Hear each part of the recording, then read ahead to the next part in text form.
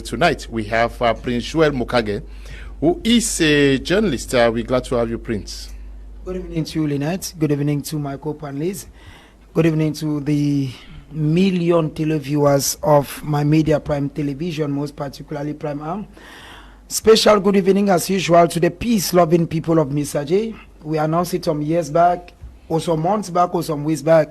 And this is it, the time has come. And I did encourage our brothers back there, go register. If you want change, change can come only through the ballot box. And special good evening to the number one elite of the land, Professor Fukalesos Gentry, Minister of Mines, Industry and Technological Development. Of course, to my father, His Royal Highness Fon Thomas Kimbuse, who should be watching this program. Thank you for having me. We also have Mr. T. Henry, who is representing the Social Democratic Front on this platform. Good evening, Henry. Good evening, Mr. Leonard. Good evening to my co-panelists, and good evening to the million of televiewers of my major Prime. Dan Mai Jarvis is also part of our tonight's edition of the program. He's sitting in for Ba Akwen, who should be caught in traffic. We expect that she joins us. Good evening. Glad to have you. Good evening, Mr. Kum. Good evening to the entire team. It is again another Monday, and the fever for political climate is getting to a different temperature. And we hope that at the end of the day, Cameroonians of goodwill will understand that the view of the nation depends on the ballot that they shall cast. My advice to many youth in Cameroon is that they should get their voters card ready and be able to judge candidates based on character, competency, past record, and this should be the barometer. And many of them who have registered should actually go and vote. They should not go and sit after 6 p.m. to go and count the vote of others and start posting results on social media that they don't cheat with, they don't cheat with. So to me, they should get their voters card.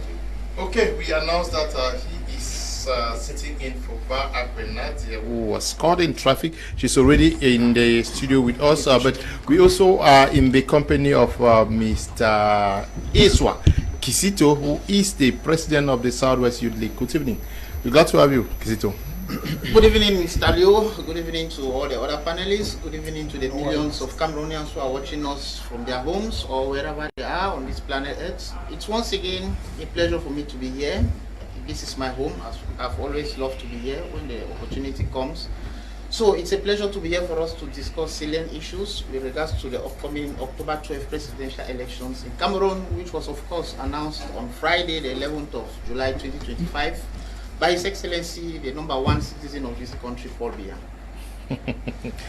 Okay, we're glad to have you. Ba Akwen Nadia is in the studio with us tonight. She is the president of the youth wing of the UPC party. Glad to have you, Nadia.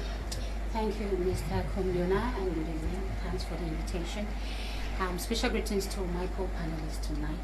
It's a pleasure being with you on this pedagogic platform. I'm really sorry for coming late.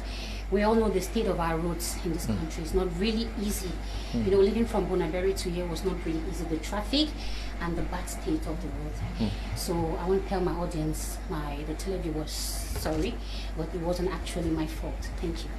Thank you. We are glad you were able to beat traffic and are part of tonight's edition of the program. I'll start with you. The electorate has been convened for October the 12th, 2025. You are reading through the political landscape. Are we ready for this day? Cameroonians have been eager, they've been itching, they've been waiting for this day. And many have been saying that in next door, I think Senegal, elections are programmed for 25th October. But in Cameroon, they were like, when will elections hold? And many were like, when? But even as much we're waiting, we kept telling people, go to the ballot box, go register, go to the polling stations, go register. Because you want change. It's very normal. You complain of poor roads, poor electricity, nothing is moving for Cameroon. It's very normal. But we still feel that the only way you can make your voice to be heard is going to be registered. So, Mr. Leonard, before today, we had seen it coming, judging from the statistics that we've had on the ground. And without holding to a particular area, as an elite of Misaje, we have always encouraged, I'm not speaking for a party, but we've always encouraged our brothers back home to register massively, and I keep saying that all my brothers in Misaje subdivision, wherever they are, they should go register massively. Because of the massive registration, I told my brothers, I got taken, he is this, he is that, he is that. But I told them, and I want to say it openly, that your own is your own, no matter how your own is. It means that go register. Professor Fukalistos is your son. If you people think that he is not, what, fine. If you think he's what, fine. But we already saw it coming, Mr. Leo, because the groundworks have been done in all the aspects. And I also feel that it is a moment for those who were thinking that it was going to take them a lot of time to go back to the drawing board and ask questions. Like those who are waiting for 300 signatures, they have just 10 days, like you said.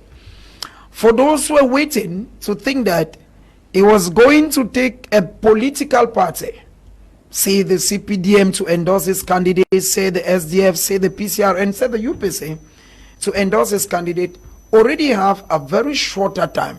Shorter time means 10 days enough for you to go back to the drawing board and make your arithmetic. And to tell you, Mr. Aliyu, that within this period, a lot of political parties who already have candidates endorsed, like the CPDM of Paul Biya, like the SDF of Joshua Osi, like the UPC, maybe you should speak for the UPC because the UPC is a bit broad.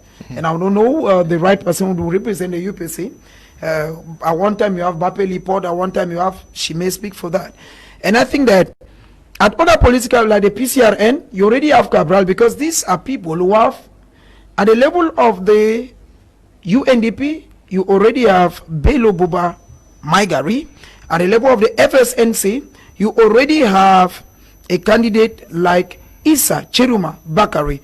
So I think that the ball has been set, Mr. Leo, and politicians are doing their groundworks, and we are just there, we're observing, and we are thinking that those who are still feet dragging, who think that change can come from the street.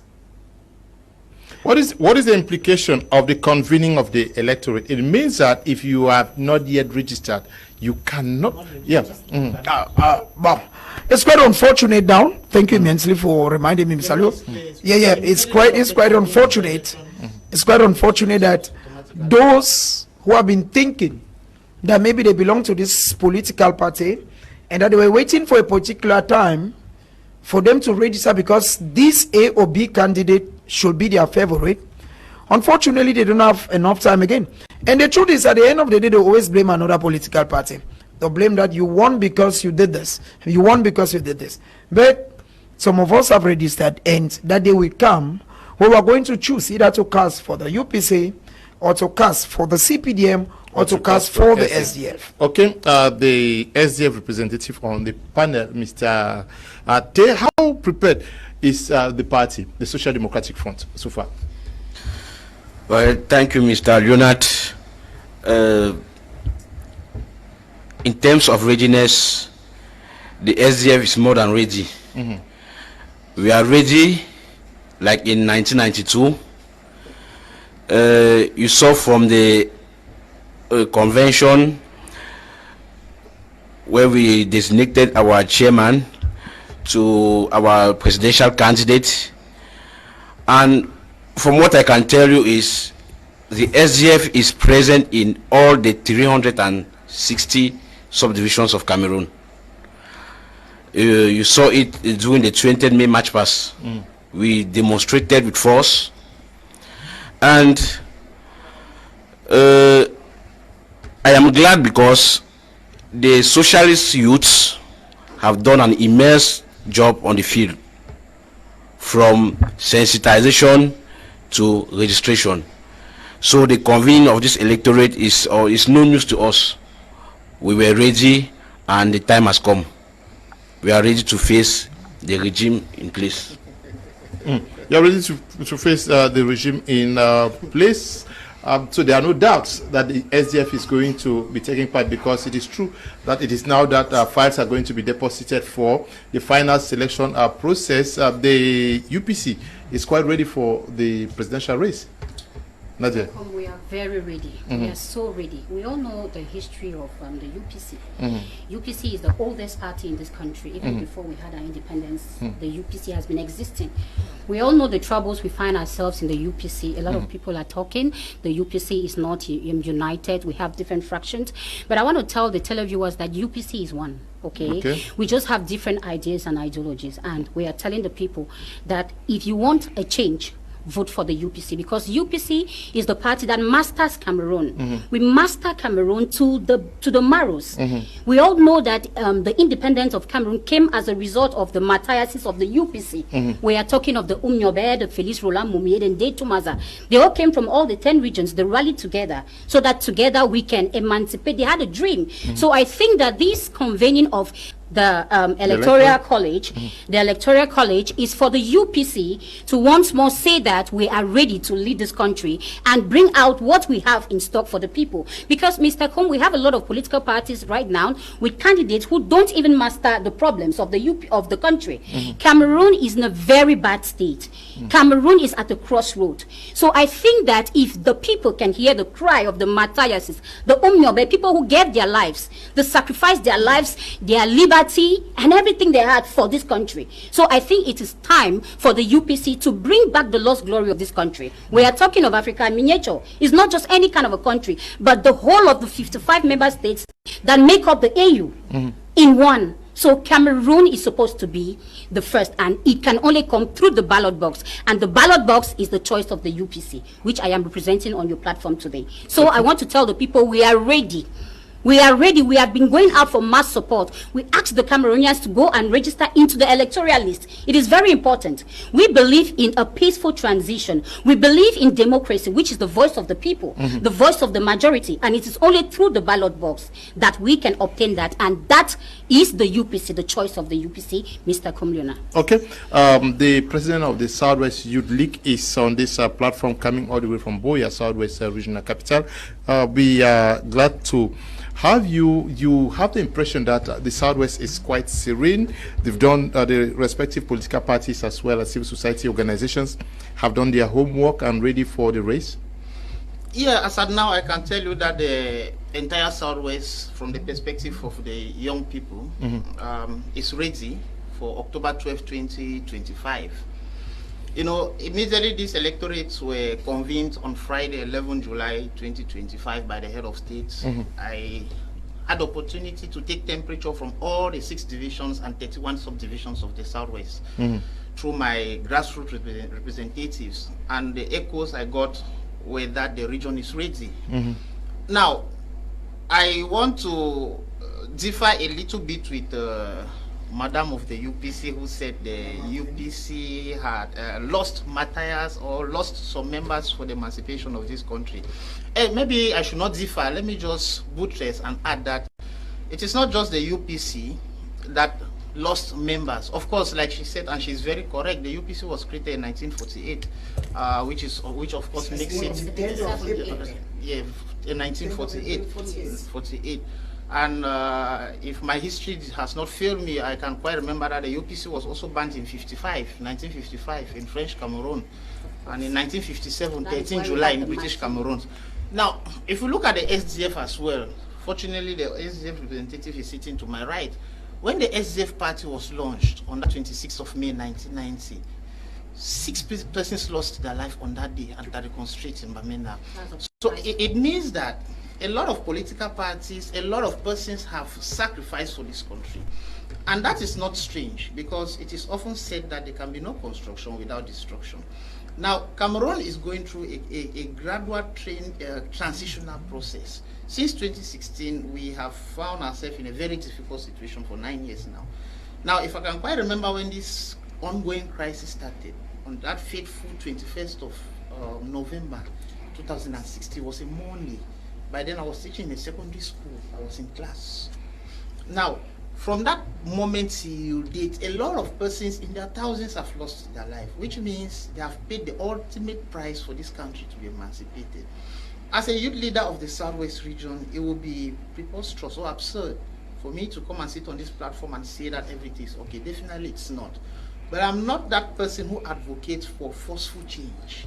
You know, I am that person who always support evolution instead of a revolution, because a revolution has far-reaching consequences. Now, with going back on track to what Mr. Leo asked, the Southwest region is 100% ready to receive the elections come October 12, 2025. As a president of the Southwest Youth League, I can tell you authoritatively here and now that we as youths of the region, we are doing a mobilization. We are getting the youths ready. Before the electorates were convened, you can testify, if your records are very clear, that we have been doing massive campaign for youth registration. In fact, we made it official in 2023. We officially launched the regional campaign for massive youth registration at Mountain Hotel. That was on Thursday, 25th of May, 2023. So from that process till now, we have done a lot of groundworks. Our youths have registered in all the divisions of the Southwest region. And personally, we are convincing them and telling them to go to Elecam and collect their voter registration cards. So we are no longer talking about registration. Registration has ended as of Friday when the electorates were convened. Now, when the time comes, we as youths, we are not doing campaign for anybody, but we have the capacity, we have the right to advise ourselves. What is the reading? What is the reading you make of the mobilization done by civil society organizations as well as political parties in the Southwest? Some of them are doing a wonderful job, but personally, I'll tell you, I don't want to call any name here. I am not very comfortable with the way some of them are going about their activities. As a civil society organization, your position is neutrality. But we have seen a situation where some civil society organizations have come up publicly in a meeting to endorse a candidate. That defeats the purpose of that name, civil society organization. A civil society organization is a watchdog. As a civil society organization member, what I expect us to do is, of course, they have a right to select a candidate. They have a right to say that after doing this, we support this, but that should be open. You see, it should be a scenario where a civil society organization, just like, for instance, the Southwest Youth League, gets the manifestos of all the other presidential candidates, studies them, and then at the end of the day, we say, by virtue of this following this process, we think that this is the best candidate to manage this country at this moment. And that should be true, probably a press conference for the whole world to see. But what I saw in Boya, I don't want to call the civil society organization and the members. No, we are not indexing anybody here, please. Yes, that's why I said I will not call anybody or any organization. To me, was not very, very proper. Okay. But as per the Southwest Youth League, which I sit here to represent, we are ready for October 2025. Okay, you're ready for October 2025. So many persons have not registered to vote and seemingly are going to be animating the political landscape it's going to be of no use, because for months, for years, we have asked persons to go and register, and the only way you can show support is by voting for a candidate. Today, it's going to be like throwing water on the deck's back for those who have not registered today. Zalvia, I think that if the elections governing body in Cameroon, Elecam, should appreciate a media house in Cameroon, my media prime should be one of those houses.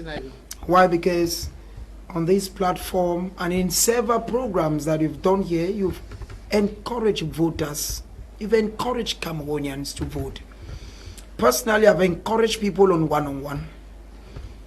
At times, there is what we call an opinion leader. There are people who call you, there are people who watch Madame Bakwen on TV, and they look at her as someone who can salvage a situation. Now, they get to you, what do you think? But now, at this level, it's a bit late. What we are doing now is how to choose a candidate. Because it is already gone past that level. There is no way, my brother, if you missed it out, or my sister now, sorry. Now, Mr. Liu, we took energy time to advise our brothers. You know, Mr. Liu, when I look at what is happening, like you said, a lot of people are going to cry foul, but it's going to be unfortunate. It's very true that at the end of the program, just like previous programs, some people throw stones at me, is this, is that, but at times objectivity is good. Objectivity is good because, one, you think you should not register because your candidate whom you want to register for has not yet been endorsed. Now it has finished a level. What do? You are caught between the line. Secondly, you also think that if you register, whether rain or shine, Paul Biya wins. It has caught you. And that is why we said, and we kept advising people, even online, in our normal WhatsApp groups, and even professional groups that, bro, it is necessary, brother, it's necessary, sister, to go out there and register. It's very important. It's important because you have one of the decisions to change this nation. You cannot complain that there are poor roads in your area where you do not go out to vote. You cannot complain that your area does not have schools where you do not go out to vote. You cannot complain that your area does not have every infrastructure when you do not go out to vote. But now, how do you vote? It's just like Mr. Leo. You want to go to heaven without dying. It's impossible. I think that even the highest clergy is here to convince all Cameroonians and your viewers that there is no way you can go to heaven without passing through death, because it's a process. And I think that those who did not register, the guy say who have not, it's as if there's still a possibility. And I think that those who have not have themselves to blame. And Mr. Liu, I also think that far from this, we have now come to the moment, because I've listened to my brother, the SDF is ready, everybody is ready. But now, a lot of gymnastics will be going on. And like I said before, Mr. Liu, those who have been following your program and your programs, at one time you kept a series on these elections. And here we are today. And I think that at the end of the day, when you're going out to vote, you should ask yourself a lot of questions. He said something that I want to appreciate. He said that the SDF, that's a Social Democratic Front, is in all the 360 subdivisions. That's what Cameroonians should know. That Cameroon is made up of 360 subdivisions, and not only the littoral, the center, and the west. So you should not win in Bafoussam, and win in Douala, and win in Yaoundé, and start saying that you won, and claim that another party did not win. People have been doing their groundworks. Recently, we saw the Secretary General of the Presidency of the Republic, Gogo, hold a meeting with ministers. It is yet, of course, it came out on the national station that the purpose of the meetings were to discuss elections. But nothing filtered on whether this minister said this. I want to still say, Mr. Liu, that when people keep blaming somebody for winning, they should ask themselves a lot of questions. Because some of us who are on the field, they will blame us that, oh, you said this instead of saying this. One, you did not vote. But you'll be the first person to insult Mr. T. Henry for saying this. Secondly, you did not register. You blame Madame Quinn for saying this. And I think, Mr. Liu, that those who have voted, it is time for them to ask their consciences. If you come from Mr. J, for instance, why should you vote this party and not this party? If you come from Boya, where my brother comes from, why should he vote this party, not party? And I'm very sure my very good friend Mr. Tate is going to vote in Banga. He should be able to ask himself or those around him, why should I vote the SDF? There are a lot of questions, because Cameroonians are only looking at it, this will, but at one time, Mr. Liu, it is an issue of conscience. You have been in one area for close to 3 years or 5 years, no road, no light. It is not the person who wins just to later bring those things. So you start going back home and asking yourself, we did not have roads, who brought the roads? We did not have schools, who brought the schools? We have seen ministers who have resigned and are showing sheds, whereas other subdivisions are benefiting from those areas. So it takes you back home and it gives you an introspective view. Okay. Who should I vote for? Mr. T. Henry, so much talk. I want all of us to talk about this, about the need for a coalition. It has been the cry of the people out there, because they write to me almost every day. What has been the position of the Social Democratic Front towards that? It is true that we saw your national chair hold a meeting with Bello Buba. Yes, and Issa Chiroma. He says that you guys are into a coalition with trade unionists. Should Cameroonians hope that we see a broader coalition in the days ahead? Well, Mr. Leonard, when Cameroonians listen about coalition, in quotes, there is a certain group of people out there who think coalition is related to the MRC or should be led by the MRC. We are talking about coalition I'm coming. in general. Yeah, I'm coming. Yeah. Now, and the government in place has struggled to make us understand that without coalition we can't beat them. Since they know they are out to bribe other party leaders, which makes it impossible for coalition to take place, they now say coalition is disunited, political leaders are disunited. The stance of the Social Democratic Front, we are open for coalition. Okay. Like you rightly said, you saw our national chairman with Bello Buba. There are many underground works which are being carried out, which for purpose of law, I would not like to disclose here because the campaigns haven't started already. So, but what we should retain now is we are open for coalition. Underground works are being done. We are meeting leaders. We are meeting syndicates. We are meeting traditional authorities. So everything is being put into place. So Cameroonians in general and the electorate in particular should know that the SDF is out to bring change comes October 12, 2025, no matter what the government is doing to put aside our hopes and aspirations. Okay. Yes, Nadia, on the coalition issue. Yes, Mr. Kum, before going into the coalition, there is something I want to clarify here. Okay. My co-panelist, who is the leader of the youth, I think from the Southwest region, spoke of a forceful, change. There is something we say, power is not given, power is seized. You rightly said that the UPC were not the only people who sacrificed their lives for the independence of this country. You cited the SDF. So you contradict yourself when you say forceful, because when we talk of forceful, we talk of applying power. You said in 1990, when the multipartism, when multipartism came to existence, you said about 6 people lost their lives. That's a sacrifice, and it is forceful. So you cannot wait. You cannot tell us that you don't believe in forceful transition or forceful change. Meanwhile, you said in 1990 people died. It is forceful. It's a sacrifice. Secondly, you spoke of civil society.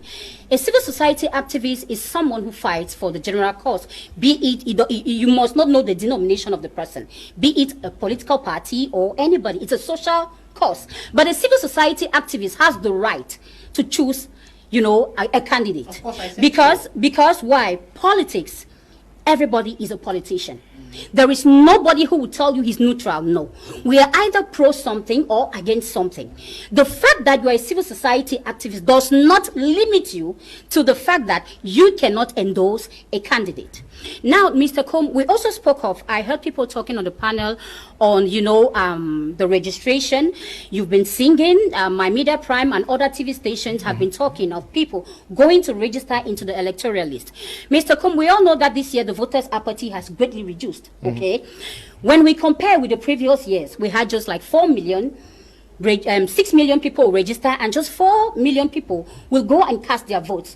But this year, that's statistics, okay, go and check, 20, okay, thank you. So this year, the voters' apathy has greatly reduced.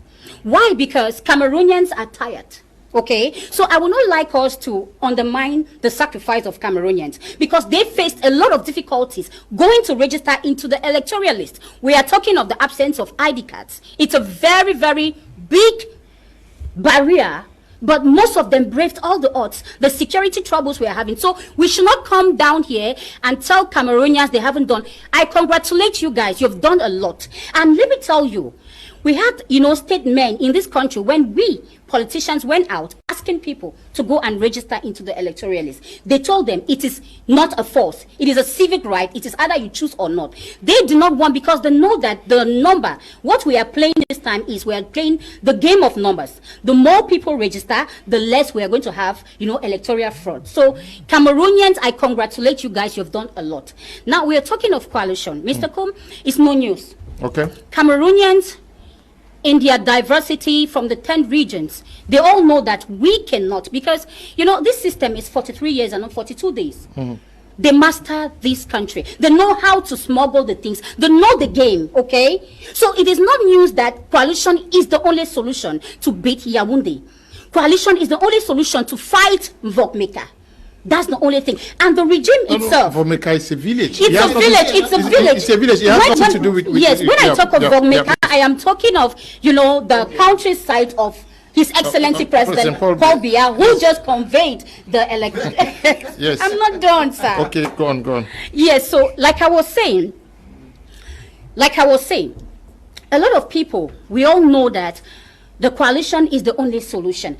And the regime in place knows that if they let the genuine opposition party leaders and opposition parties to come together to form a coalition, sir, we're going to march into A2D like Goliaths. So our leaders, the people who head, most of these political parties, they are not, they are not being truthful. They are not being truthful, and they are not being patriotic. Because I tell you, if these people had listened to the call of the people, because Cameroonians are calling for a coalition, we all know what has been happening in the field. A lot of people have rallied, and at the end of the day, you hear this person has left, because they are being self-centered. They don't put the cry of the people in front. They are putting their personal need, their personal ego in front. That is why you say, if it is not me, I am not in this coalition. If I'm not the head of this coalition, nothing happens. That is the problem we have. And the Cameroonians themselves, they know. The government itself, they know. The Cameroonians in the diaspora, everybody, it is no news. Look at what happened in Senegal with Bassirou Diomaye Faye and Ousmane Sonko. When Macky Sall disqualified Ousmane Sonko, what did Ousmane Sonko? He called for his people to rally behind Faye. And today, Senegal is a country which we can use as an example. These are youths. So why not the opposition party leaders emulate from the others and not being egocentric? Because we are no longer talking of voting. We are talking, what do you have? Cameroonians are tired. It is an urgent call. We want a coalition. Thank you, Mr. Kum. Okay, you want a coalition. You have, yes, you have been listening to them. What is stopping them? Because Cameroonians, in so many of them, every day they keep saying that we want you guys to come into a coalition. But what we get from the political parties every day, like what you just said, is we are doing backdoor negotiations. Every day we are doing backdoor negotiations. What is not working? By your reading. One word, greed. Okay. Before any explanation. You see, I find it so funny to see that the opposition parties find it so difficult to form a coalition in this country. See, I'm not of any party, I'm neutral. But there is no single candidate that can be there in this country. None. See, people should leave this their saying of elections were rigged, votes were rigged. There is nobody in this country who can beat Paul Biya one-on-one. Individually, there is nobody. Exactly. Then I start asking these people a question. That same Biya who has been in power since on November 6, 1982 to today, has a coalition, sir. That the CPDM has coalition. I think even with the UPC. Faction. No, when I say, you said the UPC is one, you just said here that the UPC is one. You are united, because so when somebody I can quite tell you here and now that you see the former Minister of Employment and Vocational Training has a coalition with the CPDM. Mike Aribelo has a coalition with the CPDM. The UPC has a coalition with the CPDM. Listen, Senator Leke Philip is of the UPC from the Southwest. He was appointed by the head of state because there is a memorandum of understanding between the UPC and the CPDM. So the I'm telling you what I know. I'm telling you what I know. I've read the document. Please. It doesn't mean that we have something to do with the CPDM. That's why he was. I'm telling you that I am telling you no. Well, I'm telling you I have the document. I too have the document. See, so what I'm saying is that you cannot say no and you say have the document at the same time. It means there is a document. I have the document. So what I'm telling you is that, madam, let me continue now. What I'm telling you is that if these people don't put themselves together to form a coalition, the status quo would be maintained. I don't want to call the name of a politician. I asked him a simple question, that Mr. President, why can't you form a coalition and put a single candidate and you all rally behind him? The person asked me, what do they have to offer? Then I start asking. He said their manifesto does not tie with us. Then I asked him again, can you not all bring your very own manifesto together, look at the weaknesses of this person and the strength of this, and then you find a common ground and send one person to stand behind you? If it is about a power tussle, can you guys not have a memorandum of understanding among yourselves? What is killing them is that this SDF wants to be president, MRC wants to be the president, UPC wants to be the president. Nobody sees himself being the vice president, the Speaker of the National Assembly. So it boils down to what I said, greed. And trust you, the CPDM and the regime in place is very, very comfortable with the disunited nature of these opposition parties. Created by them. Whether it is created, if it is created by them, agreed. See, there is something we have to accept here. Politics is a game, and he who masters the game takes it all. The last time I sat here, I gave you some basic definition of politics. There is nowhere on earth that politics is pure. Nowhere on earth. The late John Fonde, I will repeat that. I will repeat myself. He said, the late Simon Achidiachu said, politics now, Njangi. You scratch my back, I scratch your back. That was his philosophy. No, the philosophy existed today, sir. It existed today. Okay. So if these people do not come together as a coalition, a serious one at that, then they should just forget it. Then October 12th will be going for the electorate. They have been convened for voting on the 12th of October 2025, just to say that the respective parties, all of those who have been announcing that I declare I want to be president, they have 10 days to deposit their files and be selected and declared competent to run for elections. Do you see many of them going through? Because declaring is one thing, but fulfilling these positions, Cameroon is one of those countries that has more political parties and subdivisions. Cameroon is made up of officially 386 political parties, whereas Cameroon has just 360. Arithmetically, our nation owes Cameroonians, I think, 14 parties. Now, 14 parties, which means that even if each person won in their subdivision, there will still be some parties without a subdivision.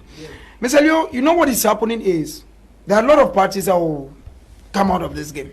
One, there's a financial constraint of 30 million francs CFA that some political parties may not afford to pay. That's one. Two, there are political parties that may not actually bounce out officially, but they are going to throw their weight behind other political parties.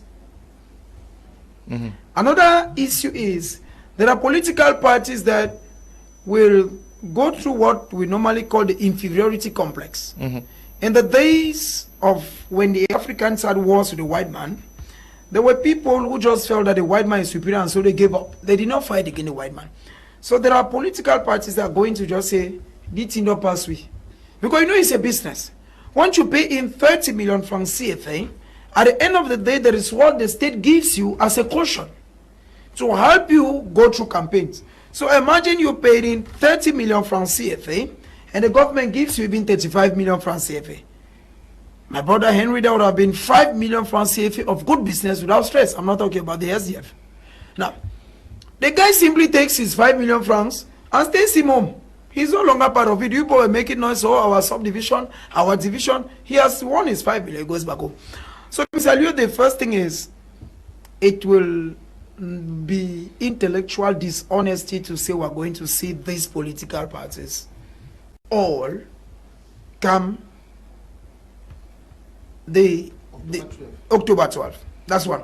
And secondly, Mr. Liu, you asked my co-panelists about coalition, and maybe I don't know why you deliberately didn't want to get my opinion, but go on. Yeah. When you look at what is going on, he said something, and I'm sure you will not agree, but I saw Madame Mbakwe nodding her head, which means it was a kind of, my brother, take it from me. we have moved through this road. Moved through this road, not as politicians were covered. My brother, it will take 200 years for opposition political parties to bring down the system. Let me shock you. From investigations that we are carrying out, the Northerners are carrying out something very strong. Something is building in the North. Okay? The Northerners are building something. It means they are saying the power is either in the North or nowhere else. And that's why elect presidential elections. I'm coming. Now, the Northerners have population. And the Northerners, like I said here some time ago, Mr. Leo, the Northerners, without stigmatization, may not be like Madame Akwen, who may still decide that even if it means that I'm the only one who gives my vote for the UPC, let me go and cast. No, a Northerner is not like that. Once they hear from the elites that this is the road we are going to, they are not thinking twice. I'm saying that because I've spoken to, yeah, they don't think again. Now, imagine a system where the other opposition say the SDF does not go close to the North. Already automatically SDF has lost the North. I'm saying it. They may pick out a few votes there. I know what I'm saying. Why? Because when you go to the North, you have Bello Buba Maigari. You have Issa Cheruma Bakari. You have the younger brother of the Minister of Economy, Abubakar Alamin. Alamin may not come and tell you he has resigned. The Northern ministers may not come and tell the system they are not part of the system, but let me shock you. A Northerner believes that his brother first before any other thing. Exactly. Okay? So they may not come out and tell you we are. But within them, this is what we believe in. So there is this grand plan.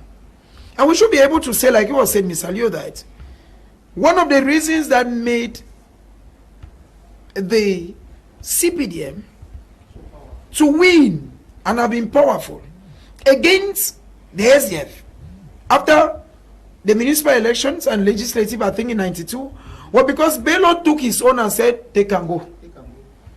So, Mr. Leo, we are saying that for Cameroonians to think as one man, we come down to the littoral, for instance.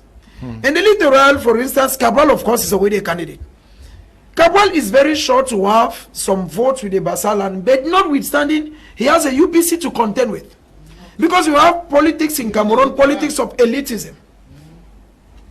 I've said something here that the Misaje man has their elite already. They are not thinking any other person. I'm saying it. I'm saying because of investigation. Somebody may think that, oh, please speak. No.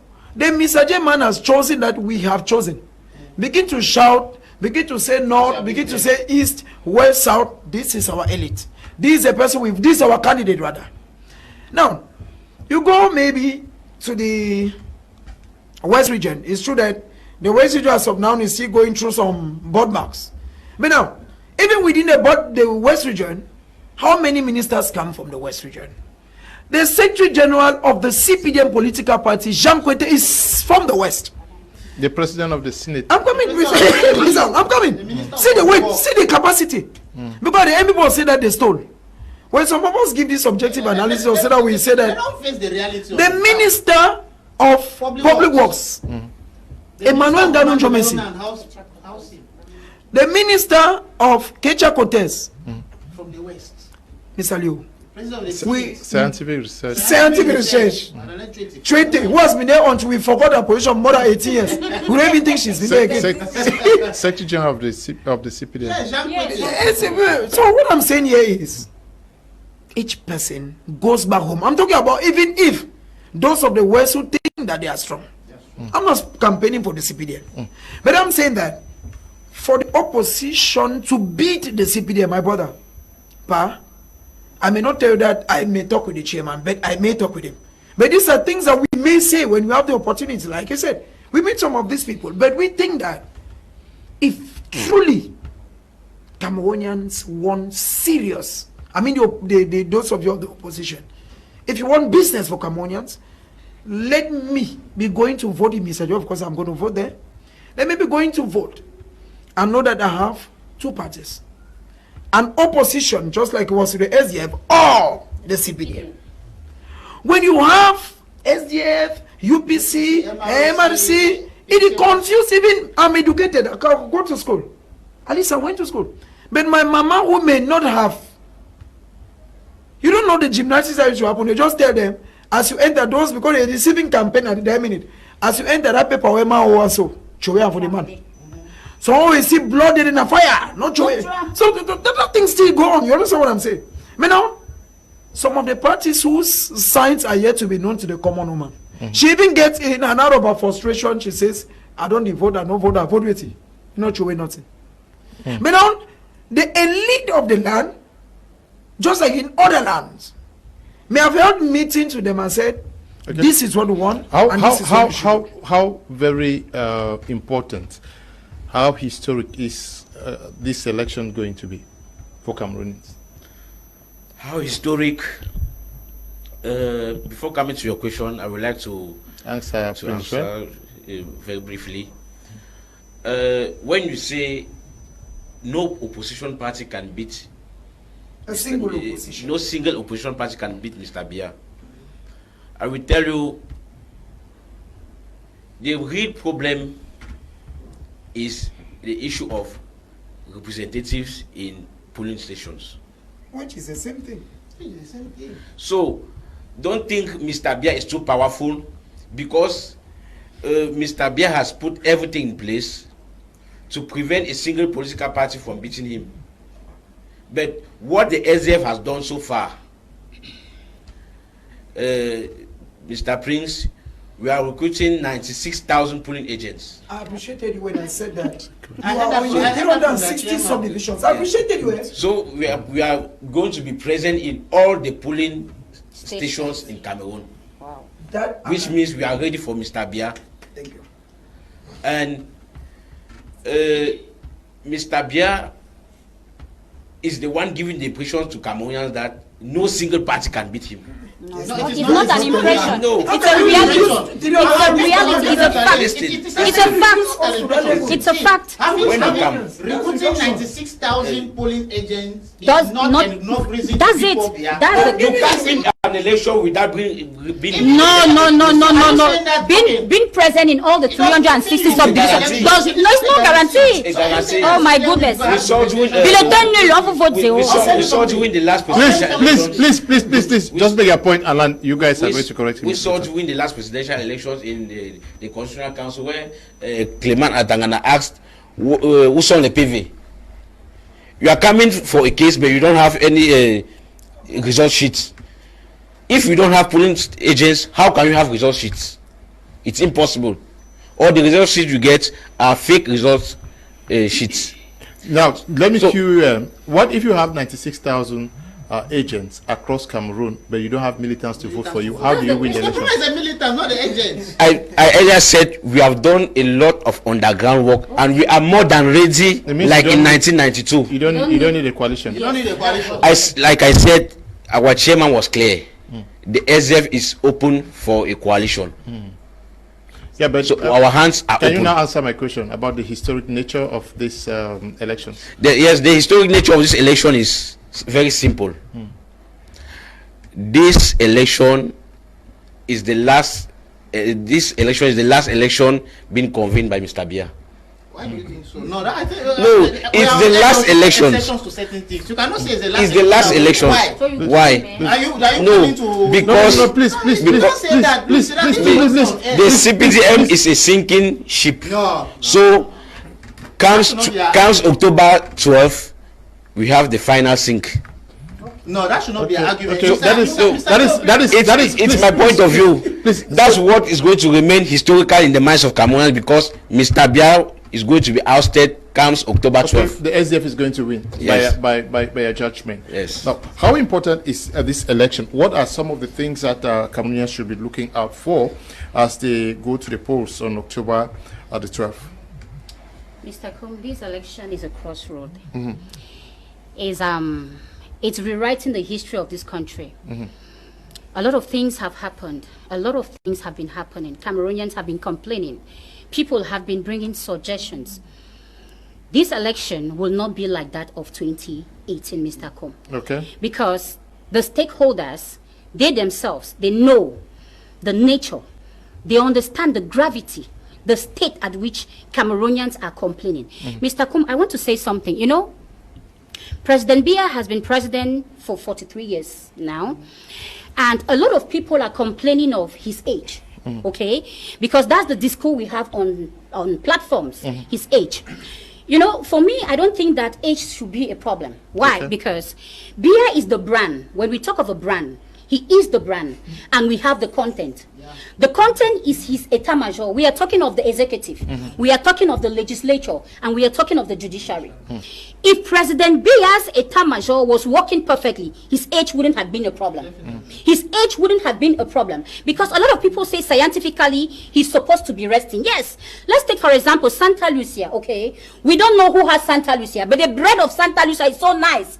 Will you not go to buy the bread of Santa Lucia because you say the owner of Santa Lucia is old? No. Once the content is acceptable, the output, the brand has no problem. Okay, because when we look at administration, it mustn't be that, okay, when we look at the état major, somebody who did political science in school is appointed minister maybe of yes, he's not the one doing the work, he's the brand. So the problem we are supposed to be talking about are the problems that the content of the brand, which is President Biya, has served us for 43 years. It is very important. So age should be disqualified. It is not a problem. And secondly, we have a lot of people. There was a question you asked, Prince. I want to cue to something. There was a question you asked him. You said that, you know, the coalition it's something very important, but what hinders the coalition? Mr. Kum, when we look at what is happening with the Northerners, okay, there is this thing we call tribalism. It's a problem to us. It's a very huge problem. Meanwhile, our cultural diversity was supposed to be a force, but it is a huge problem. He said about the Northerners, Issa has worked with the government of President Biya, but he went back with a discourse of he has been working with President Biya and the northern region is not developed. I asked myself, is Issa Choroma too small to develop the north? He has worked in so many ministries. He entered the government during multipartism. He was the first minister of transport. Biya nominated him. They don't have roads. They don't have roads. So today he came with a discourse of, in the north, children don't have schools, they don't have this. Meanwhile, he has worked with that government, and the people of the north accepted him. There are some people, you go to the north, Mr. Kum, you talk ill about Issa, they will stone you. It is tribalism. Okay? It is tribalism. When we look at the SDF, a lot of people say SDF, Nabameda people, they are team. When you go with the CRM, they will tell you that's the thing of Bamile case. UDC. You know, it is a stumbling block. Okay, there was one time the president of the PCR and Cabralibi brought out a book, Federalisme Communautaire. A lot of people tagged it as a tribalistic book. Okay, meanwhile he was citing the realities. So if we do not, as Cameroonians in our entity, come together for a common ground, Mr. Kum, understand our faults, our strengths, knowing fully well that we cannot beat the president, we cannot beat the CPDM going personally, as my co-panelists from the SDF who says that they are represented in all the 360. That's not an argument. You can be represented and nobody votes for you, okay? Let me tell you, President Biya and his party has been implanted in Cameroon for 43 years. They are represented everywhere. They have the logistics, they have the money, they have everything. They have the institutions. Elekam works for them. Okay? So we cannot undermine. Elekam does not work for them. No, sir. The president of Elekam was being nominated or appointed by President Biya, and you don't think like it happened in Kenya, in Nigeria. In Nigeria, they were appointed by the president of Nigeria. In the United States, they are still appointed. They have been appointed, but they cannot work against their master. Okay, Mr. Kum, that's the reality. Donald Trump did the incoming. In Nigeria, the opposition won. In Kenya, the opposition. No, she's not landed. She's not landed. Let her land, please. Like I was saying, okay, we cannot go personally to fight President Biya because President Biya has all the logistics. Is it the CPDM or is President Biya? President Biya is the head of the CPDM. He's a brand, like I said. He's a CPDM, and that's what a lot of people will still say. President Biya, the CPDM is not the government. There is no separation of powers in this country, Mr. Kum. Okay. Let us accept the reality. Like I was saying, we cannot beat the regime going individually. And one of the major problems that we are supposed to look forward. It is that notion of tribalism. It's that notion of supporting my brother at all costs. If it is not the Bamile case, I am not going. If it is not the people from the north, I am not going. We have the same problems, Mr. Kum. There are no roads in the north. There are no roads in the south. Even in Vogmeka, in the south, there are no roads. We face a common problem. We need a common ground. We need to come to a compromise, sit together, put our troubles together, and look forward so that we can bring out that person, that entity who has caused us pain for 43 years, Mr. Kum. Genesis Keko is watching us from Bafu. Sam New Seve is watching us from Victoria. Ndu Bernard is watching us from Etudi Katier. Real is watching us. Okay. Jude Achille is watching us from Bamenda. Gamsi Derek is watching us from Bello. Albert John Thompson is watching us. Winger Didimos is watching us from Kumbu. Chechoi Mercy is watching us from Itoki Bakundu. John Cham is watching us from Boya. Audu Seidu is watching us from Yaoundé. Hope is watching us from Yaoundé. Davila is watching us from Suza. Kemayu Elvis is watching us from Norway. Okay, Nuki Neston is watching us from Colbison, Yaoundé. Adam is watching us from Bamenda. Sam Rich is watching us from Gaundere. Feka Gideon is watching us from Banga. Homeboy is watching us from Douala. Phil Williams is watching us from Mbargong in Yaoundé. Derek Wala is watching us from Chang. Nusoni Lucius Joshua is watching us from Bambui. Godi Brown is watching us from Bamenda. Bertrand Silas is watching us from Bamenda. Zamatu GV, Bamenda Old Town. Tangwa Evaristus from Bambili. And Sergio Ramos is watching us from Limbe. 21 is watching us. Muna Paul is watching us from Fringen. Okay, Fringen in Momo division. Let's look at no, it is him who is coming in. Yes. Is this also a referendum between the old and the new generation? Personally, I would not want to use the word referendum between the old and the new generation.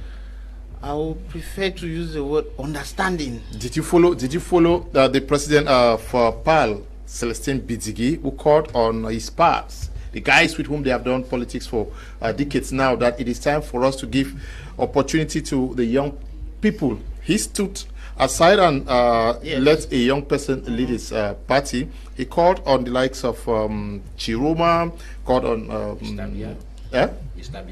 yes, Bello Buba and Kamto and the rest. All of them. They are yes, personally I followed him and he has set a very good precedence, which I think if most of these persons can do. Like Fundi led Osi Joshua in 2018, because it took almost, let me say, 70% of SDF militants by surprise that Fundi stepped down for Osi Joshua, and that was a welcoming idea, you know.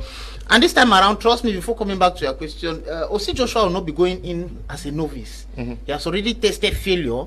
I'm sure for the past 7 years he has, because in 2018 he was third.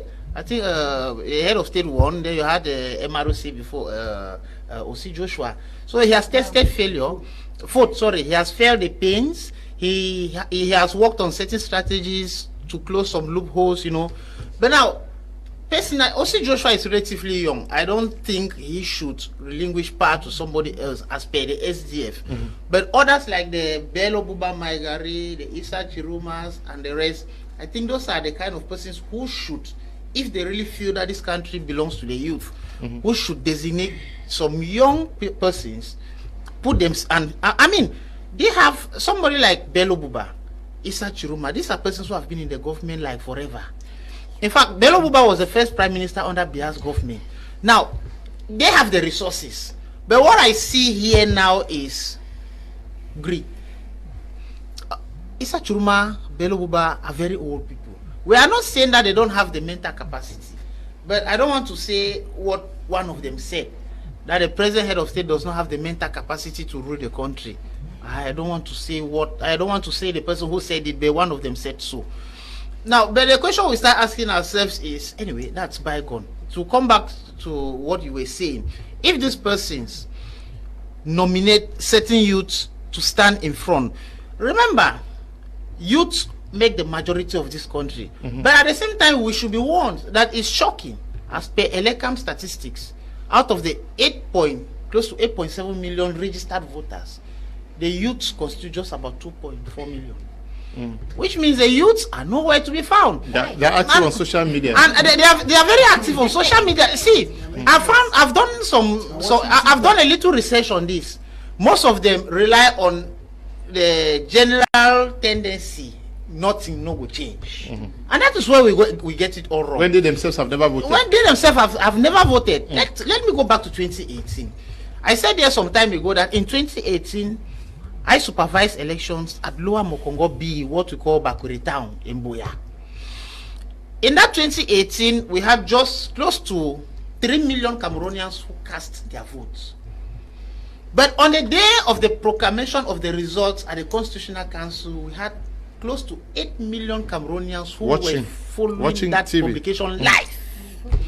Then we start asking ourselves the question, are these the same persons who want the change we are talking about? See, we will not learn from our lessons. Take this as your assignment on Sunday, October 12, 2025. From 8 a.m. where election will be cast to 4:40, visit the polling centers and police stations. It will be timid. But go there by 4:50 where they know that election votes count will start. You see how those places will be full. Then you start asking yourself, what are the people coming to do here whereas they did not register one? They have not voted. They are interested in counting the result. Whose results are you interested in counting?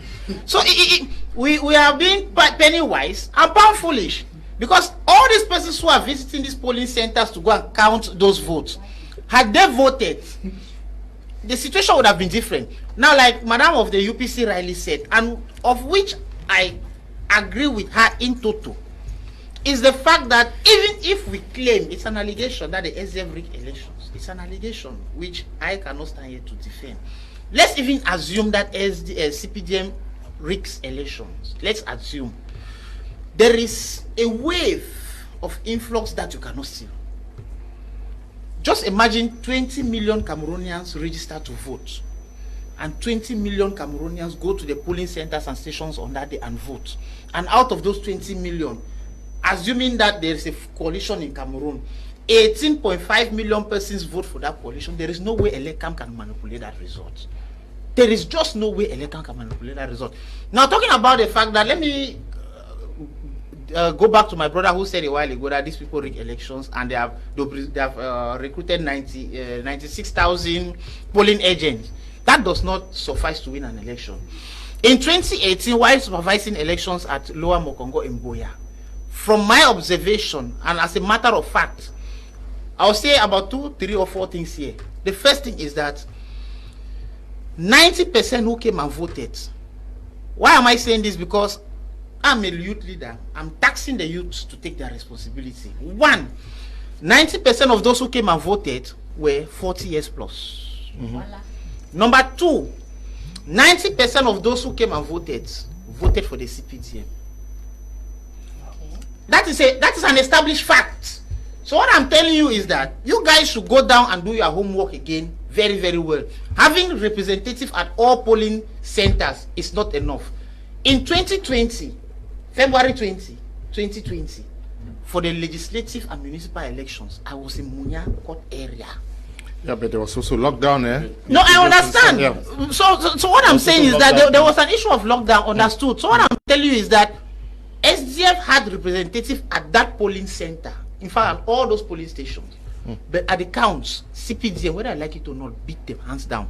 So having those representatives is not enough. Do your homework and convince your militants to go out and vote. I talked of two things here. I talked of field work and representatives. Okay. Yes. Okay. Yeah. Because he was talking of the youth who are not, they are not active in politics.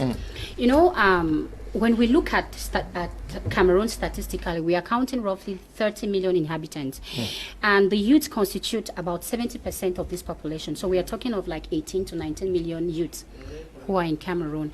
And you said that the LACAM published, you know, the number of people who registered, and the youths was, the percentage was very low. Yes, I want to tell you why.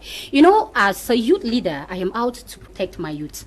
I'm out to, you know, to talk for them because we have a lot of problems. A youth who left school, he doesn't have a job. How will he go and register without having an ID card? We all know that the ID card left from 2,800 to like 10,000. Where will a youth who has no job get the money from to go and register? No, I'm not. No, I just want to explain. I want to explain why the youths are not registering. We all visited. We were all there in 2018 when Cabralibi pulled the crowd at Cité Sikh. The government came out and said, "Ils ont les cartes. Ils n'ont pas de carte de vote." That's what the government said, and they were laughing. Why? Because the elders, they have ils ont privatisé. They have held hostage everything. They have made the youth beggars. They have made us to become chindas. Okay, you will go and meet a father. You tell him, "Daddy, I want to work."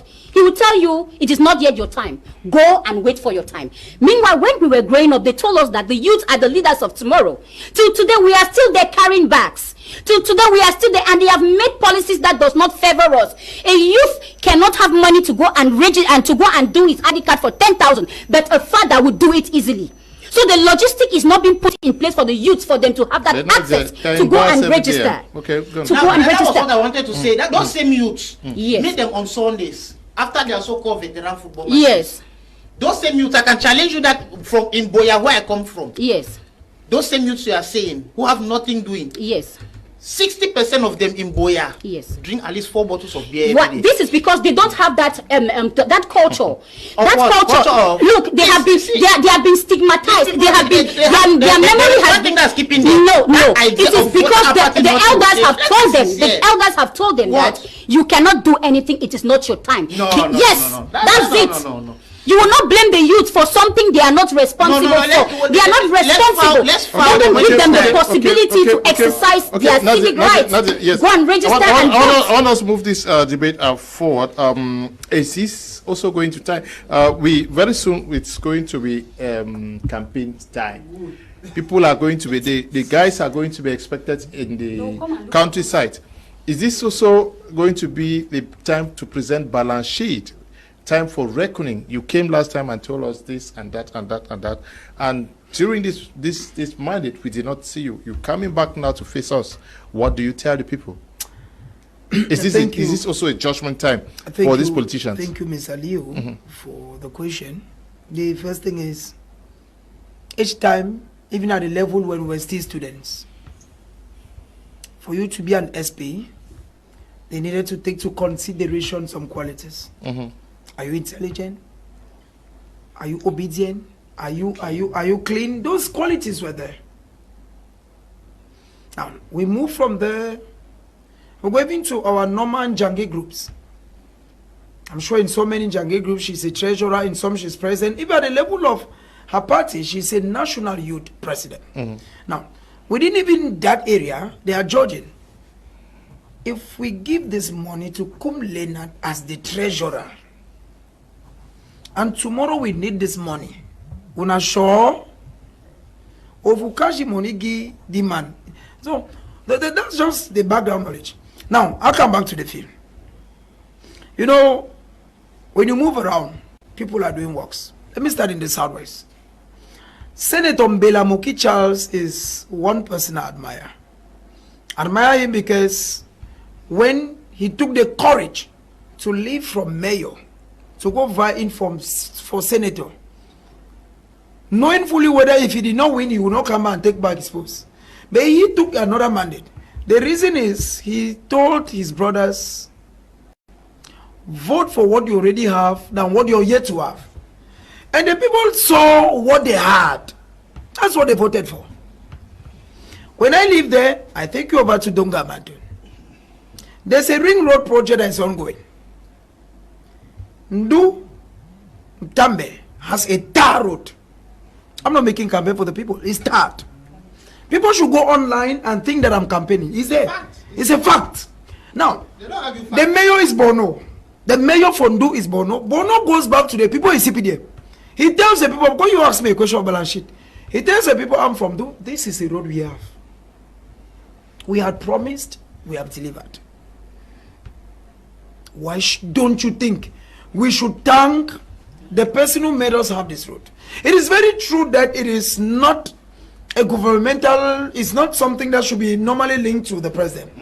But now we are living in a society where the people are looking bad at the mayor. They're not looking at that the road came from the government, through the Islamic Bank, through the Cameroon government.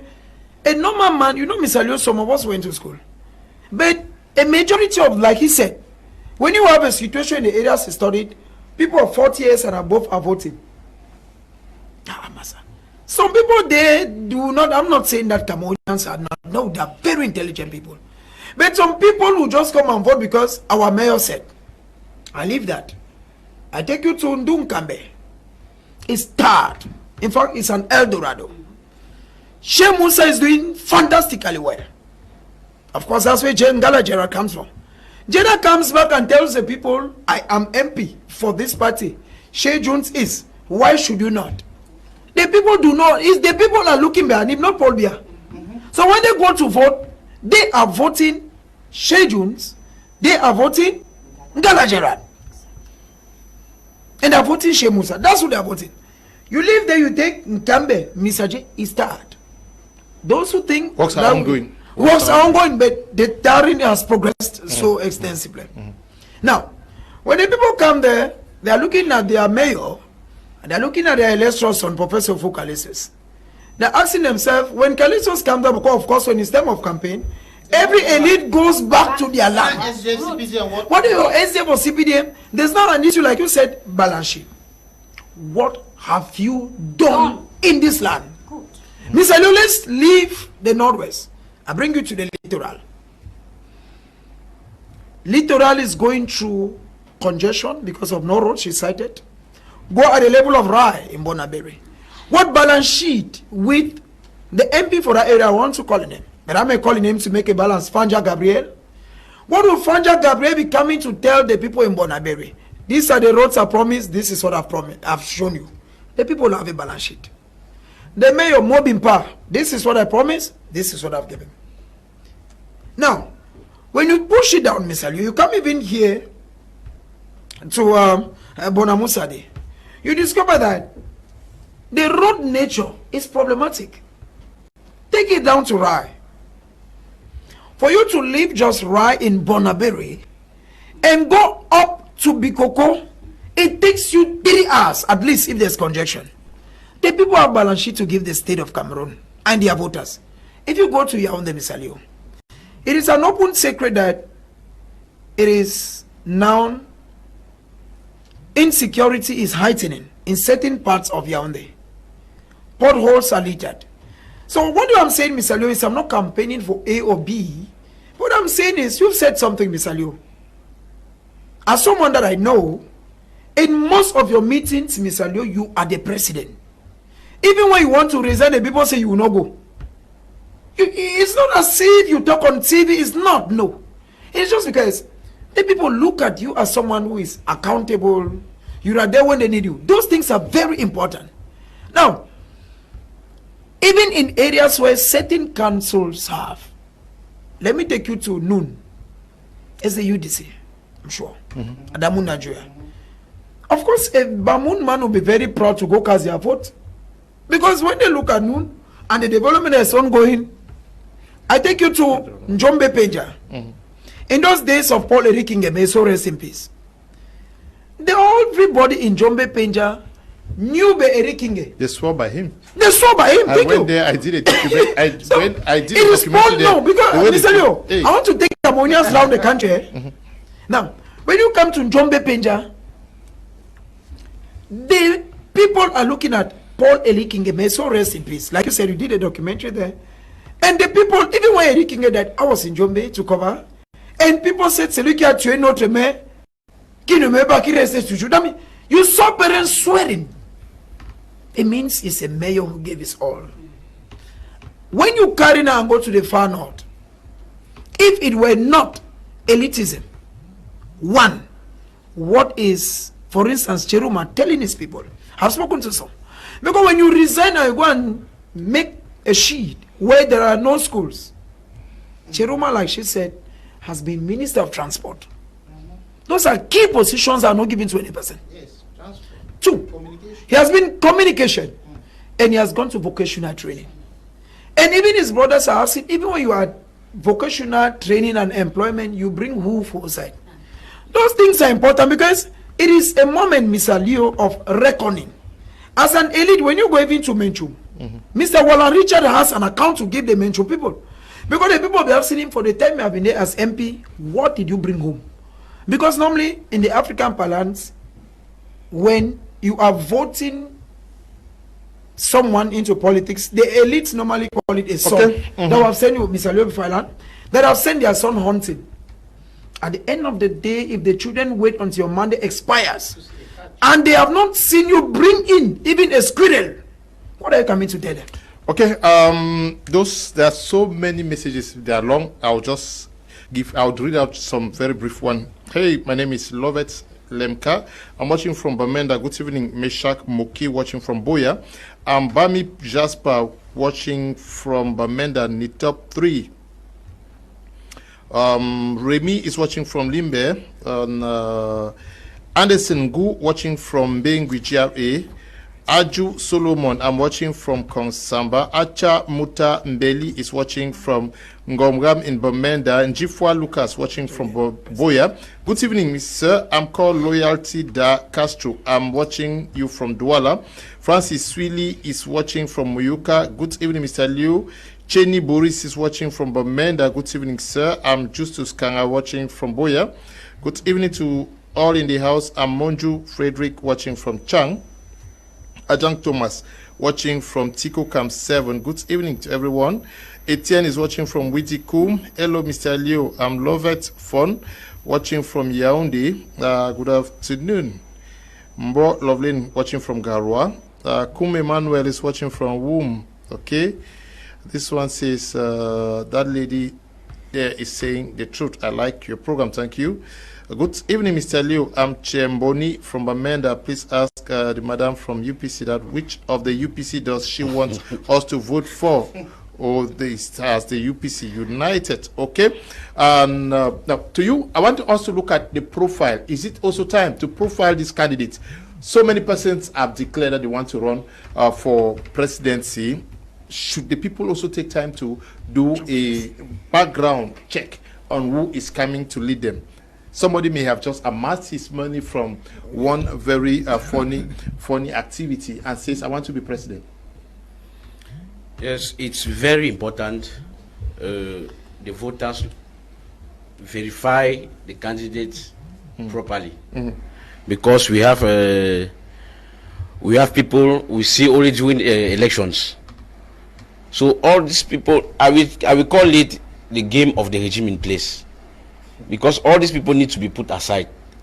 But when they come in and they are being invested, some even present 300 signatures, you don't even know where they took the 300 signatures from. So these candidates should be scrutinized properly. Within the ranks of the SDF, like we all know, we have a candidate who has proven that he's worthy to be our candidate. He has proven within his constituency in Wuri Center. He has proven nationally. And I will tell you, Mr. Leonard, after the late chairman, Honorable O.C. Joshua is the politician who has visited the most parts of the country. So he masters the territory. He masters the realities. He knows what the population is going through. He's made 2 nationwide tours. That we know. Yeah. So I think the population or the voters should take that aspect seriously. We are not campaigning. We are looking at profiling. Yeah. Go on. He said something. No. Let him finish. Go on. So now, coming to the profile, Honorable O.C. Joshua has been elected severally. It's campaigning. Go on. No, it's not campaign. Just to tell you that he masters the game. he masters everything around elections. So Cameroonians should know Honorable O.C. Joshua is the most appropriate person. Okay, he's the man for the job. Yes, the man of the situation. Yes, Kumambong Chong is watching us from Angie in Kum. Good evening to you. Good evening, Mr. Liu. I like the program. Didi is watching us from whom? Good evening. I'm Kinge Christian. I'm watching from Limbe. Good evening to you, Kinge. And oops. This one says, our mother has said it all. Because of hardship, we are all unable to have our ID cards and voters' cards. Shelton is watching from Bonaberry. But you guys can drink. But you can drink a crate. I just want to say something to my SDF friend here. He said some candidates might have gotten their word somewhere that they just pop up during election time and should be disqualified. That's not democratic at all. Saying that means you of the SDF are not democratic. If you say somebody should be I said they should be scrutinized. No, that, you said some of them should be disqualified. That simply means that you are taking their constitutional right. No. We're talking about the electorate to scrutinize them and not Eleka. Yeah, that's exactly what we were saying. Now, first and foremost, for any scrutiny to be done, no scrutiny can be done at this moment because Eleka has not published any list yet. Anybody? No, that's not what I meant. I'm talking about the electorate. You want to vote for somebody, you need to scrutinize. I'm talking about the electorate. Those who are people have declared that they want to run for presidency. Yes. Do you think that the electorate should take their time to profile some of them? Definitely. Ask about this person, what has he done, what has yes, that's what I'm talking about here. Yes. Definitely. If they don't scrutinize the candidate, it means they are just like sheep. Because before going to vote for A, B, or C, the choices are placed before you. When Elekam will publish the list, we shall know that okay, we'll have Osiyosh of the SDF, Paul Bia of the CPDM, MRC of Maurice Kamto. I don't know who the UPC will be projecting. You put all these candidates before you, maybe Madam. No, because they have not declared. So I don't know. Maybe she can stand for UPC. We'll vote for her. Now, when that is done, you look at the various candidates as an electorate. You don't just go because my countryman. Sorry, you don't go because you're a countryman. Now, the first thing you need to consider is that paper which you are going to place in that box is your future for the next 7 years till 2032. That's the first thing you take into consideration. Not just you and your immediate family, your children, or for those who don't have children, your children to be, and of course the entire nation. So the first thing you look at when you put on the floor, this person A, this. It's very important to do background checks.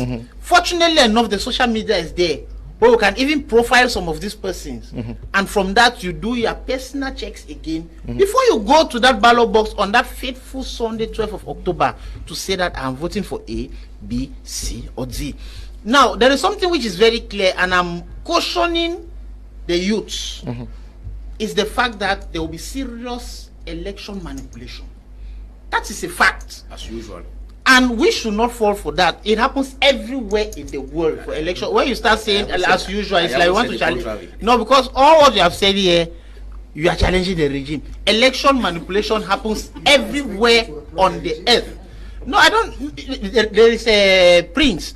There is one thing in politics which I think should be done. It doesn't mean that because you are of the SDF, that all the 100 things the regime in power does are bad. That's where we go wrong. There is nothing wrong for an opposition leader to praise something good that the incumbent has done. What should we praise? No, I've not said you should praise anything. You are right to criticize. What I'm just telling you is that if there is no way you can tell me that for 43 years Bia has not done anything for Cameroon, then you will be dishonest to yourself. There is no way. Before Bia, some of us could not come to TV sets like this and speak freely, insult the state and the rest and that. There is no way you can tell me for 43 years Bia has not done anything that's good to you. You congratulate for that. Please, for please, what? please, yes. Please, let Madam come in. Yes, you asked the question, you were asking of, you said that the candidates who have declared, how should Cameroonians like do a check-in of who they are before? You know, Mr. Kum, Cameroonians have suffered a lot.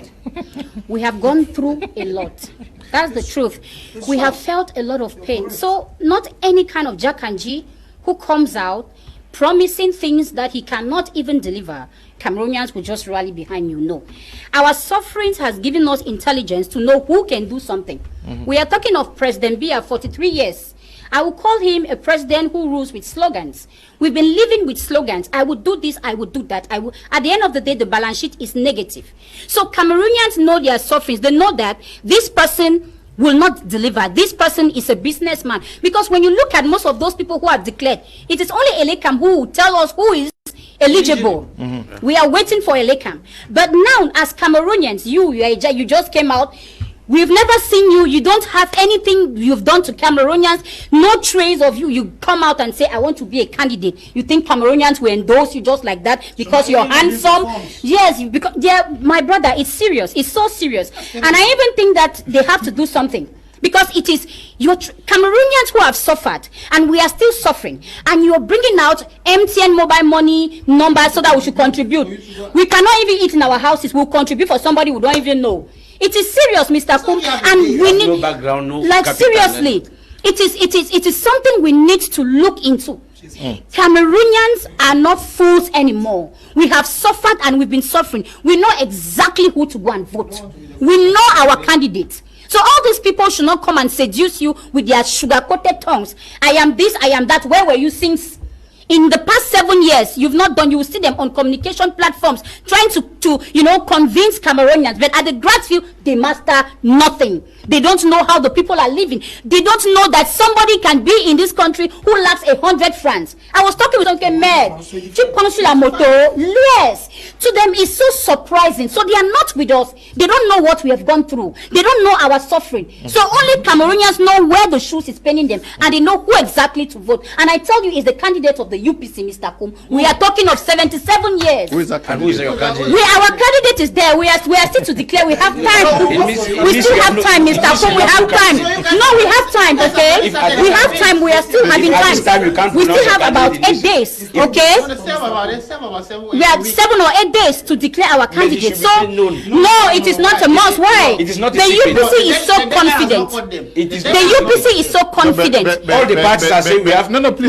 It is not. It is not. One faction declared for the UPC. Yes. That is Bayebek is a candidate. Professor Bayebek declared, though Mr. Kum, recently he has come out to say that apparently he's going for a transition. Yeah. Mr. Kum, yes, I was one of the persons. Please, let me talk for my party.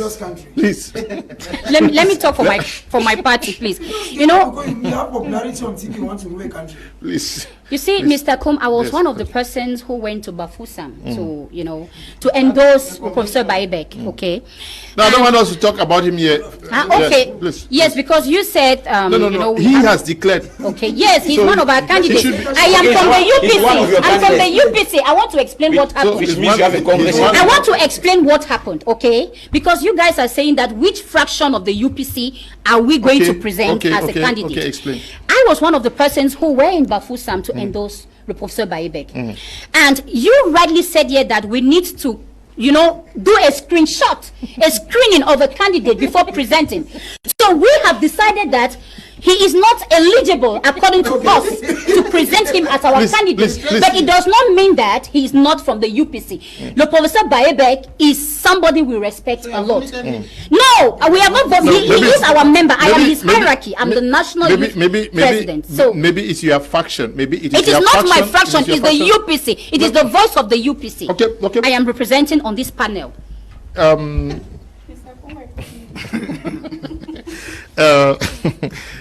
Now we are looking at these elections that are coming. Is it also going to be excessive pressure on Elekam to deliver? Mr. Alio, there's a question I think because there is a national and international expectation from Elekam. There's something you ask, I think, Mr. Henry of the Social Democratic Front. You're asking him, I think, of what importance is this election.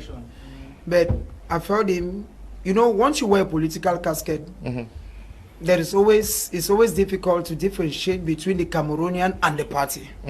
Now, these elections in the history of Cameroon, like Madame Akwen said, has a lot of historical significance. Never ever have I seen Cameroonians so enthusiastic in politics. I've never seen it. Never ever.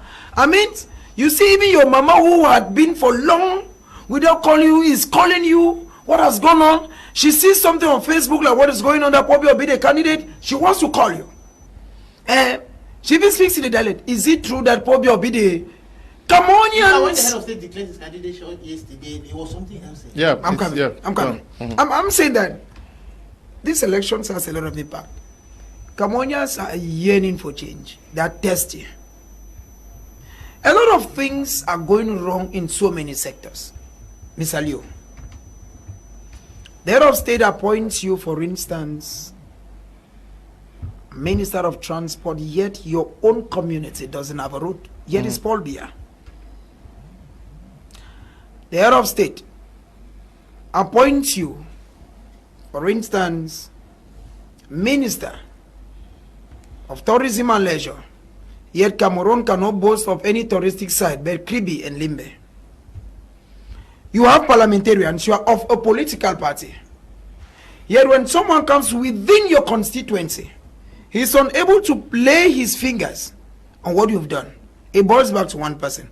So Cameroonians this time around, Mr. Liu, are willing, like I told you before, Cameroonians this time around are willing that they want a real change. Why? Like I gave some examples. You are driving, Mr. Liu. You go towards a rond-point, and there is normally a red light and a green light. You see the green light and you go through. Why? Because no police officer was there. You just feel that the person you're conscious of is a police officer. So since you didn't see one, there was no red light. Mr. Liu, you once traveled out of this country. And when you came out, you told me beautiful stories.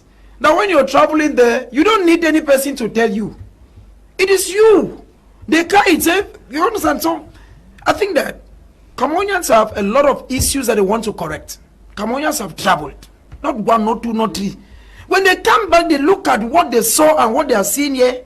They are thinking that there is a lot of dichotomy. Things are wrong. We should be able to say that, Mr. Liu. Somebody said something the other day without indicting anybody. We're going to have universities who are training people how to create cars, who are training people how to drive cars. Where are we going to? Where are we heading to? We should be able to say this truth, Mr. Liu. Even with those that we've made, we used to tell them certain facts. This is what the people want. The people think that a normal community should have roads. A normal community should have water. A normal community should have electricity. A normal community should have schools. When this community has these facilities, they start thinking, okay, we are moving up towards this. But now, you have been MP in an area for God knows how long. Even the only time you may have come to greet your community is when there is COVID-19 and you give them some nose masks and maybe some few buckets. Mr. Liu, who are you deceiving? So this year, it is 1 year, Mr. Liu, all through Abinia said, I want to personally take my own pains. It's true I've been voting. But we are casting. And we are casting because we will be asking certain questions. This year, this is. And at the end of the day, why should I vote for this person? We have 7-8 days to go. Yeah. Do you think many of those who have declared actually have what it takes to file in? Some of them have. Okay. First of all, one thing that makes you wrong, that already makes you eligible. The issue is not just 30 million. Yeah, Mr. Liu. But, yeah. One, Osi Joshua is eligible for the elections. He himself is already an MP and has so many other MPs. Gabriel Libi is eligible. He himself is an MP and has MPs. And I think maybe for what you call other parties, Cheruma, Espa Matumba, all of them are Bello Buba. They are eligible by the fact that they already have elected officials. But now the bone is on the neck of those who want to be independent candidates. Now, within this period, Mr. Leo, only today we saw the Speaker of the National Assembly, who is today a first-class chief. But now they tell you for you to be an independent candidate, you need 300 votes. Signatures, rather. Yes, Mr. Leo. So you think Kavaye should vote for anyone who comes to that area? Do you expect Fonangwa for? To sign for someone who comes to the Northwest? Do you expect Fon Mukete, who is a senator for the CPDM, to now give out and say, okay, since Ambao came and their party? These are certain realities you should tell Cameroonians. But now, when you look at these persons, we are looking at it and thinking that these are certain persons who may not be. That's the first aspect. Secondly, some of them are looking up towards certain political parties. But now, there is already a game plan within other opposition political parties who are already going towards different parties. We saw Joshua Osi we saw him in the north. Now, Mr. Leo, it means that when you're coming to meeting... We saw Mamadou Mota, the first vice president. The first vice president. Mr. Leo, it tells you that some political parties, even before now, are already creating their own routes. When you want to stand and you're depending on a political party, how sure are you that the political party will give you? Because you can stand under a political party. How sure are you the political party will give you? Question mark. And maybe lastly, Mr. Leo, one thing that we should also be able to understand is there's normally what they call mandat imperative, which means that a parliamentarian can resign from a party and endorse you. Automatically, you become a candidate. Mr. Leo, Cameroon has 180 parliamentarians. Only the CPDM has 151. So do you expect an MP from the CPDM to resign, go and give to someone else? Or do you expect Bello Buba's MPs to go and resign and give, or the SDF, or the PCRN? I fear the future for those who are independent. I fear the future for those who are yet to have a party endorse them. Because in as much as you're thinking, we should not forget we are living in a system that the more you think you know 1 plus B, you start reading ABC, they be doing A for Z. This system reasons you before you reason yourself. So I fear, okay. As Prince was saying, Mr. Kum, you know, the criteria stated by Elecam is so difficult. We talk of independent candidates who need 300 signatures, and some parties we talk about having elites. Now, it is just an advice to the Cameroon elected government. officials, yeah. Yes, so I want to give an advice to the Cameroon government, okay? Because, you know, we want this election to be fair play. When I talk about fair play, I talk about doing what we call administrative tolerance. One, I want the Cameroon government to be wise and intelligent. They should allow anybody, Mr. Kum, who wants to be a candidate to become a candidate. Why? It's going to help them so that, you know, the numbers will be shared and they are going to have the majority.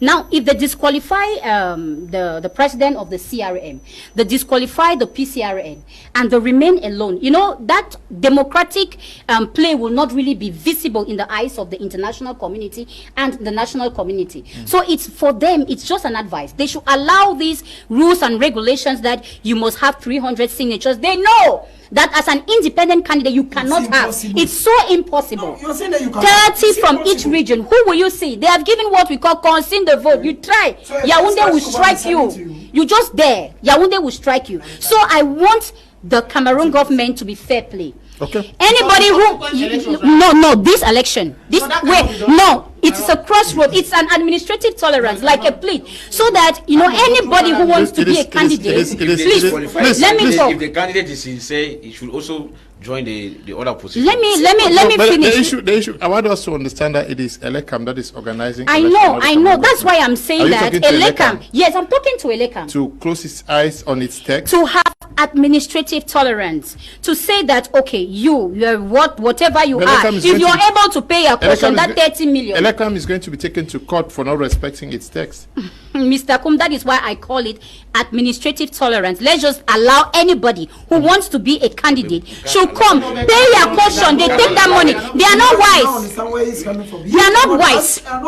He's not willing to. He's not willing to. That's because you want some people to be disqualified. You want some people to be disqualified, but me, I am asking Elecam to do what we call administrative tolerance, so that le jeu démocratique, the democratic game, should be fair play, because they know that these rules and regulations cited in our penal code, in our constitution, in the electoral code is so difficult for candidates to meet up with. So they should allow these people to come so that they will share the vote. You have 0%, yeah, 30 million is gone. They use the money to do their campaign. It's like an advice to them for me. Franklin is watching us from Opa Bayele Bamenda. I like the program. Good evening, Mr. Liu. I'm Tanga Julius watching from Boya. I love for the program. Good evening, Mr. Liu. Efim Collins watching from Gaundere. Good evening, Mr. Liu. I like the program. Prophet Amos watching from Chang. Good evening, Mr. Liu. Tracy Besem watching from Boya. My very good program. Abongwa is writing from Bonabere. Good evening, Lordins Ngowe watching from Boya. Good evening, Mr. Kum. Ta Congo Cyprian watching from Limbe. I like your program. Tafa watching from Mutengene. Yes, you think that everybody needs to qualify before going for elections because the texts are clear? Effectively. Like I said, to participate in a World Cup tournament, you must qualify.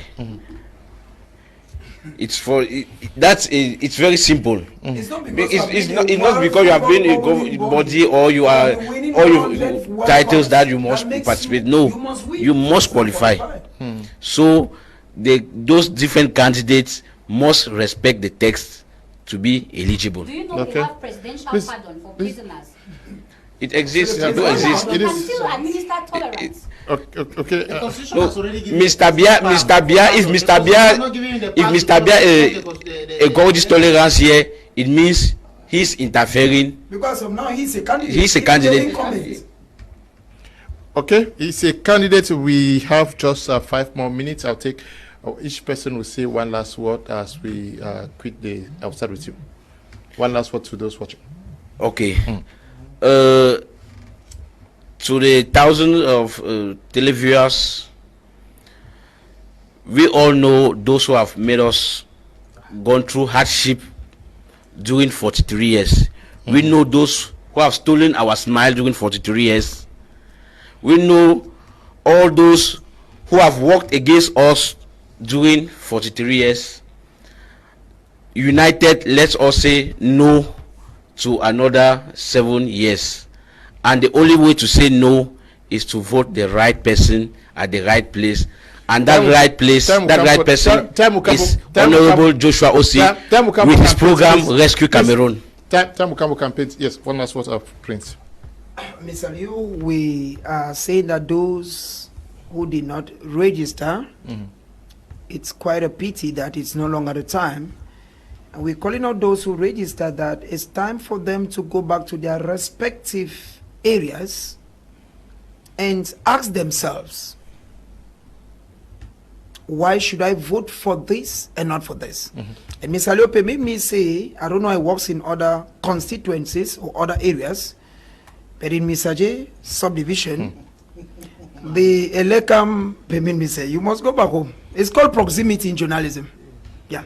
Now, in the subdivision, the elections governing body has made it such that if you register, say, in Douala or in Yaoundé, wherever you be, and you find need of coming home, just like works in rural areas. I hope it's not only my area. But now, if you want to go back home, there is still that possibility. Just like, hope is that. Or if you registered in the village, and you now want to vote in Douala, there's still a possibility for you to signal so that you don't get stranded and think that you went where you were to vote, but you got tight. Having said that, Mr. Liu, special good evening once more to the peace-loving people of Mr. J subdivision. Okay. Yes, Akwen. Yes, Mr. Kum, as a youth leader, I have a word to talk to my youth. You know, we constitute what we call the human resource of this country. Okay. And we all know that this is election period, and many youths will be contacted now for them to go and do what I call the dirty job, the campaign, the fighting, and all that. So, my youths, I tell you, when these people come to you, refuse, tell them no. We have grown past being chindas. It is time for them to introduce us into real power, because we cannot keep being at the back. When there is a decision that concerns us, they will not allow us to be partakers. But when they want us to go and do their dirty jobs, which is the moment, they will come with some beers. Like you said, you will see them drinking. When they come to these children, they give them peanut money, they give them drinks to drink, and they say, go and do campaign, go and fight. This is time for them. This is time for you guys to choose who you will support, who has been supportive, who has delivered. Do not fall a prey to these unfaithful politicians who come back to you after 7 years. Tell them you are not ready for that job. They should wait for you at the National Assembly. They should wait for you in the institution, so that you yourself, you'll be able to vote laws, you'll be able to work for your people, which are the youths. Okay. Thank you. Thank you too for coming. One last word to the youths, especially those of the Southwest. Well, I want to tell the youths of the Southwest that we have been working for a while, registering, and now the time for the decision to be made has come. Come October 12th, let's go to the polling stations and centers, make the right choices, defend our votes, avoid election manipulation and violence. Because whether I like it or not, there are politicians who want to incite the population. Shun from that. Know that you have the destiny of this country in your hands. You will be choosing the person who will lead us. Because whether you choose SDF, you choose CPDA, you choose MROC, at the end of the result, that person will be leading us. Not that person will be leading us for the next 77 years. That's 2032. It's not 7 days. It's not 7 months. So keep your weapons ready. By weapons, I'm talking about your voter's card. Those who have registered, congratulations. Those who have not registered, try next time. But like Madam said, before I leave you, you said something which I want to emphasize. Elections or voting is a civic right and responsibility, but not an obligation. You must not vote. However, if you don't partake in the voting process, you have no right to criticize. So for those who feel that they don't want to participate, know as well that you cannot hold anybody accountable for not delivering. Thank you, Mr. Liu. Okay, thank you guys for coming, and to all of you for watching. Thank you to the production team. Stay blessed. Bye-bye.